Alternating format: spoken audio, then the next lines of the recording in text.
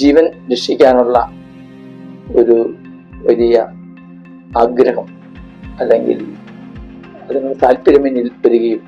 എല്ലാം മറന്നുകൊണ്ട് ഞാൻ ധൈര്യമായി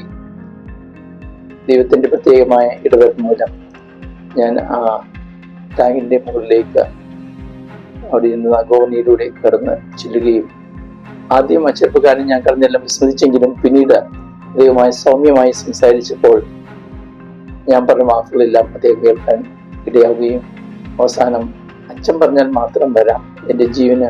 സംരക്ഷണം തരാൻ അച്ഛനോട് പറയണമെന്ന് പറഞ്ഞ് ഒരു പേപ്പർ എഴുതി വാങ്ങിക്കുകയും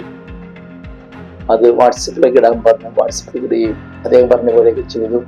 അങ്ങനെ അദ്ദേഹത്തെ സ്നേഹവചനങ്ങൾ പറഞ്ഞു, ദൈവവചനങ്ങൾ പറഞ്ഞു, അദ്ദേഹത്തെ സമന്വയിപ്പിച്ച് ആ